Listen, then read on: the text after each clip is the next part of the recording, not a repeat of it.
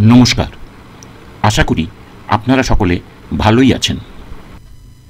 এর আগের ভিডিওতে লেজারের বিষয়ে অনেক কিছু জানানো হয়েছে।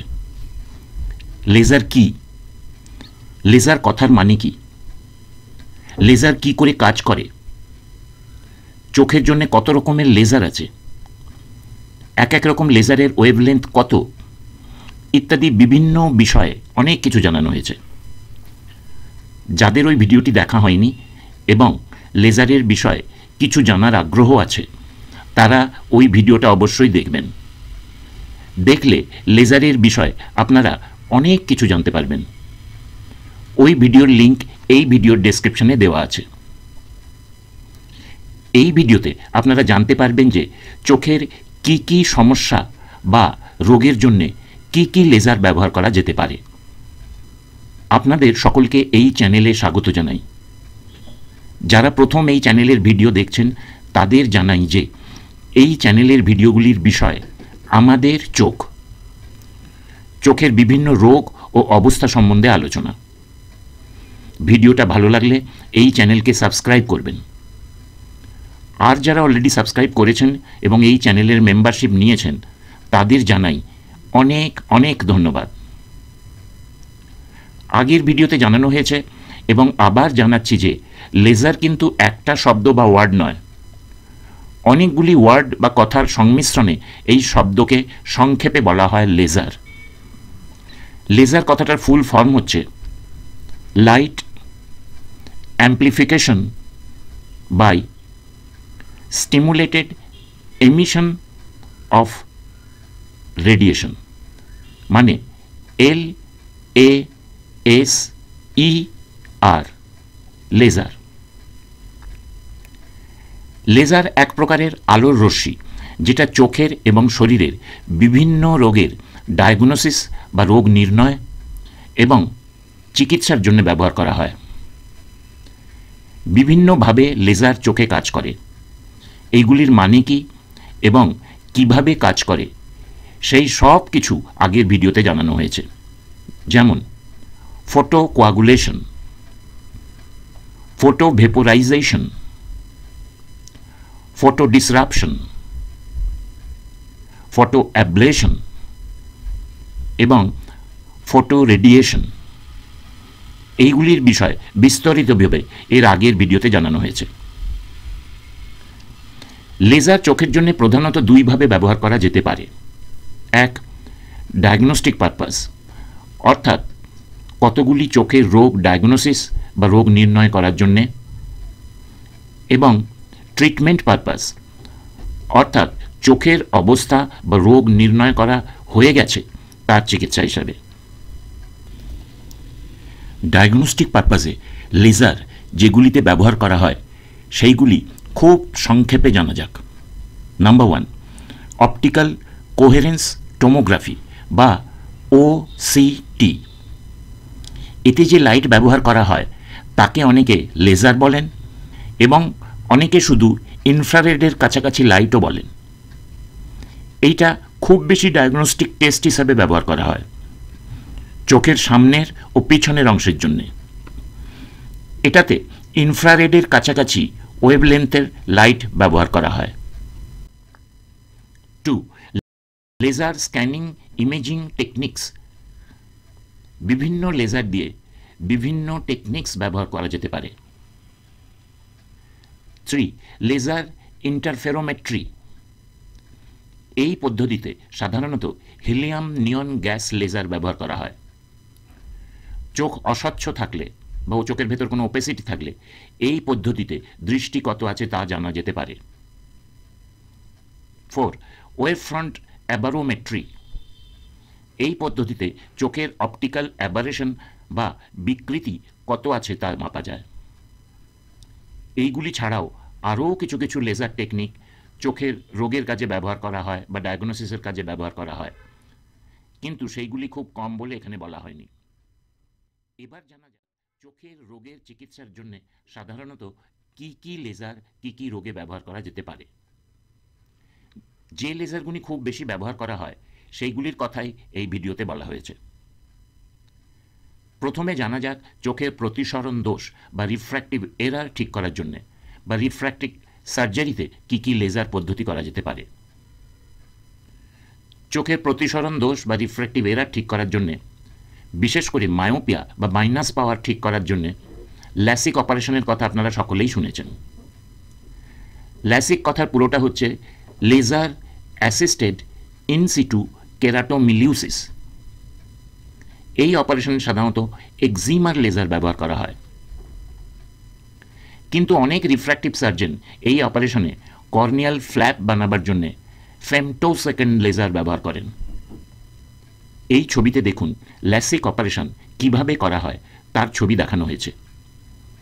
এর থেকে ভালোভাবে বুঝতে হলে মায়োপিয়ার জন্য অপারেশন ভিডিওটি মন দিয়ে পুরোটা দেখতে হবে। যদি কারোর চোখের কর্নিয়া পাতলা থাকে তাহলে ল্যাসিক অপারেশন করা যায় না। সেই সব ক্ষেত্রে PRK অপারেশন করা হয়। PRK মানে ফোটো রিফ্র্যাক্টিভ কেরাটেকটমি। এই পদ্ধতিতে এক্সিমার লেজার ব্যবহার করা হয়। এইগুলির থেকেও উন্নত মানের এক পদ্ধতিকে বলা হয় স্মাইল। স্মাইল মানে স্মল ইনসিশন লেন্টিকিউল এক্সট্রাকশন। এই পদ্ধতিতে ফেমটোসেকেন্ড লেজার ব্যবহার করা হয়। এই ছবিতে দেখুন PRK অপারেশন কিভাবে করা হয় তার ছবি দেখানো হয়েছে। এর থেকে ভালোভাবে বুঝতে হলে মায়োপিয়ার জন্য অপারেশন ভিডিওটি মন দিয়ে পুরোটা দেখতে হবে। এইগুলির থেকেও উন্নত মানের এবং অপেক্ষাকৃত নতুন পদ্ধতি হচ্ছে সিল্ক। সিল্ক কথাটার পুরো হচ্ছে স্মুথ ইনসিশন লেন্টিকিউল কেরাটোমিলিউসিস। এই অপারেশনে ফেমটোসেকেন্ড লেজার ব্যবহার করা হয়। এখনও পর্যন্ত সবথেকে লেটেস্ট পদ্ধতি হচ্ছে ওয়েভলাইট প্লাস ইনোভ আইস রিফ্র্যাক্টিভ সার্জারি। এই পদ্ধতিতে X500 এক্সিমার লেজার ব্যবহার করা হয়। এই ছবিতে দেখুন সিল্ক অপারেশন কিভাবে করা হয় তার ছবি দেখানো হয়েছে। এরপরে জানা যাক চোখের ছানির কথা।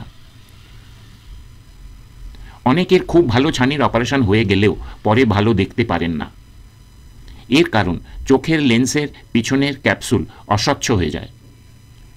বাংলাতে বোঝাবার জন্য বলা হয় কৃত্রিম লেন্সের পিছনে ময়লা জমে গেছে। এই অস্বচ্ছ ক্যাপসুলের মাঝখানের অংশ খুব সহজেই ND ইয়াগ লেজার দিয়ে পরিষ্কার করে দেওয়া হয়। এরপরে পেশেন্ট আবার ভালো দৃষ্টি ফিরে পান। অনেক হাসপাতালে femtosecond laser assisted cataract surgery করা হয়। একে সংক্ষেপে বলা হয় ফ্ল্যাক্স। এই পদ্ধতিতে ফেমটোসেকেন্ড লেজার দিয়ে 3টি কাজ করা যেতে পারে।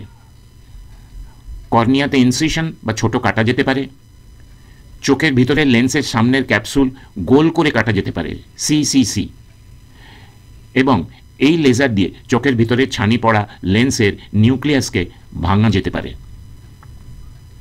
এই ছবিতে দেখুন ইয়াগ লেজার ক্যাপসুলোটমি অপারেশন কিভাবে করা হয় তার ছবি দেখানো হয়েছে।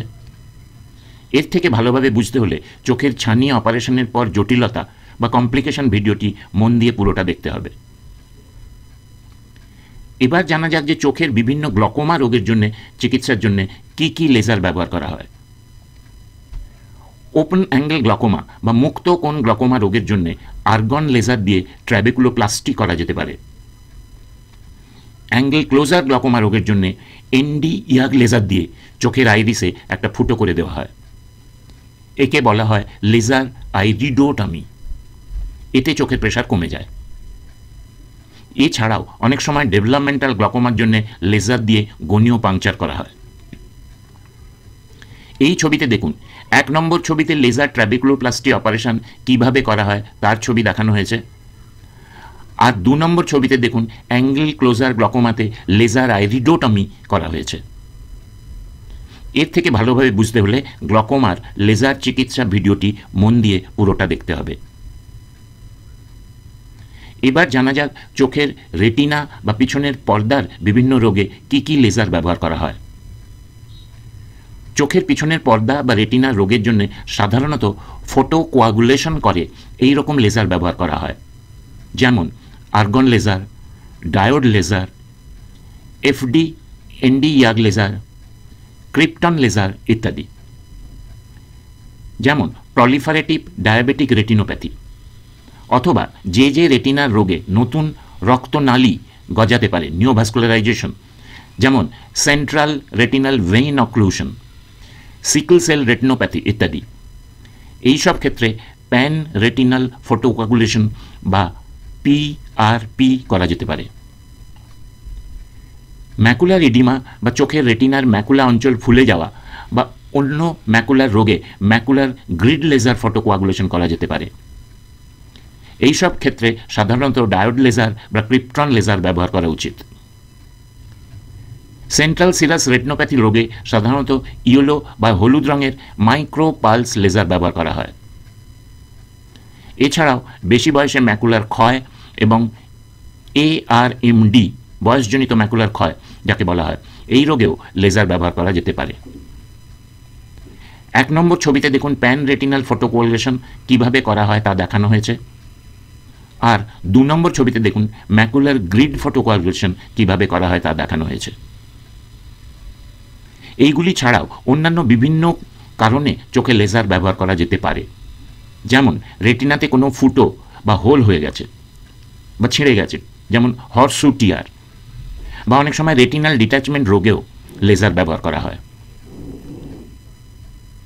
আর অন্য কতগুলি সমস্যাতেও চোখে লেজার করা হয়, যেমন রেটিনোপ্যাথি অফ প্রিম্যাচুরিটি, চোখের পিছনে কোনো টিউমার হলে, ইন্ট্রাঅকুলার টিউমার, অ্যাবসলিউট গ্লকোমা রোগে সাইক্লোফোটোকোয়াগুলেশন, ট্রাইক্রিয়াসিস বা চোখের পাতা চুলের জন্যে, চোখের পাতার হেম্যানজিওমা হলে ইত্যাদি।